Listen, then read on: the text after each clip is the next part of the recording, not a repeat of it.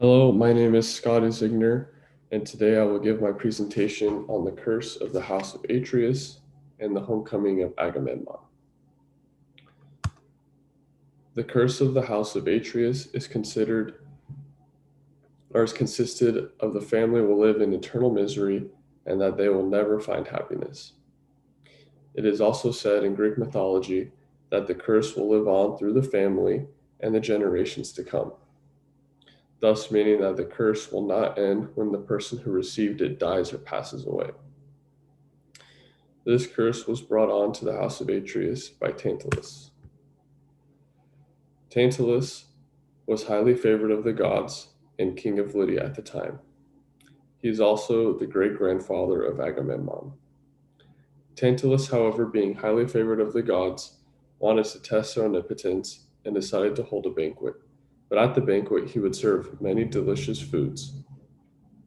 However, the test was to see if the gods knew that he was serving them his own son, Pelops. The gods passed the test and knew immediately what Tantalus had done to his son Pelops. When the gods found out, Tantalus was banished to the underworld, where he lived for an eternity. Part of Tantalus's punishment was to live in a pool of water that evaporated each time he tried to drink it, and food that would vanish in front of his face every time he tried to grab it and eat it. After Tantalus was banished, the gods decided to resurrect his son Pelops for what his father had done. After Pelops was resurrected, he lived out his life and found love with Hippodamia. Hippodamia was the daughter of Onomus, who was a king.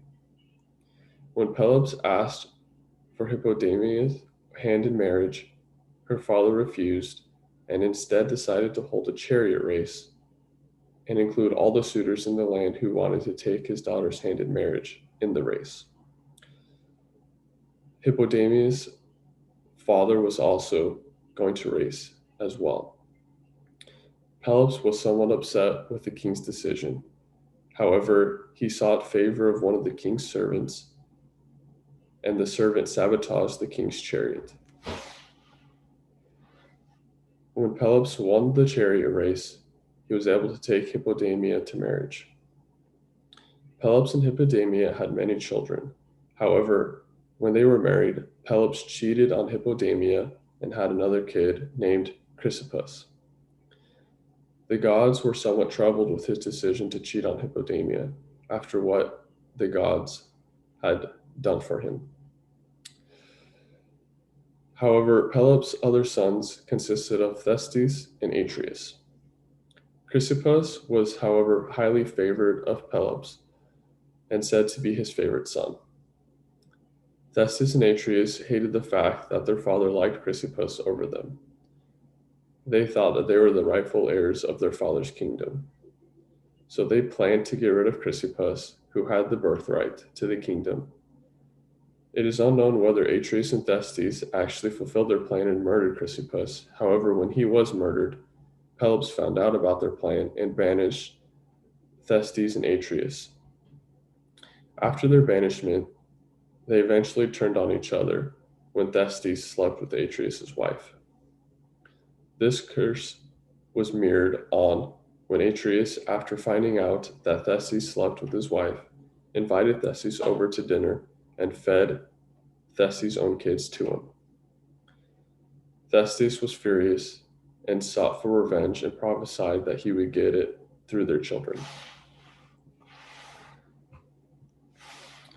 Later on, Atreus had two sons, Menelaus and Agamemnon.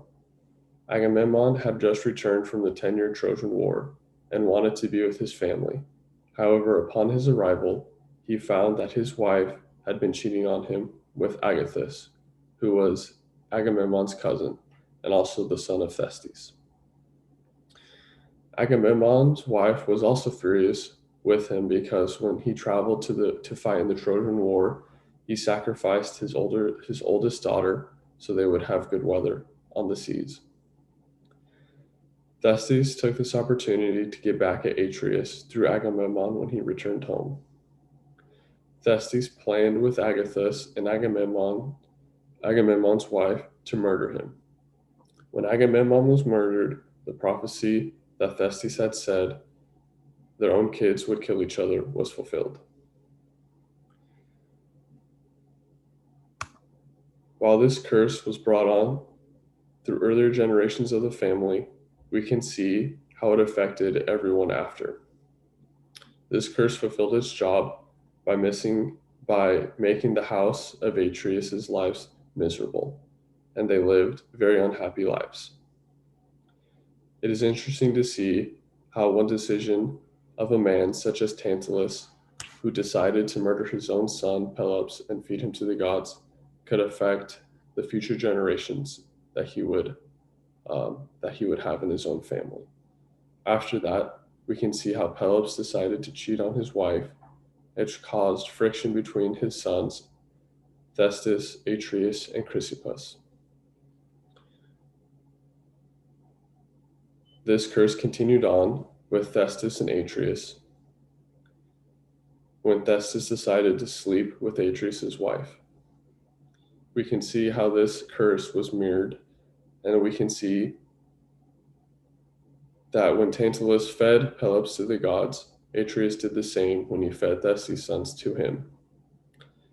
This curse ended with Agamemnon, who just returned from the 10-year Trojan War. After 10 long years, he knew what he had done and he just wanted rest and to be with his family. However, he did not find it when the curse led Agathos, Thyestes, and Agamemnon's own wife to murder him. The curse ruined this family's life. Thanks for listening. I hope you guys all enjoyed.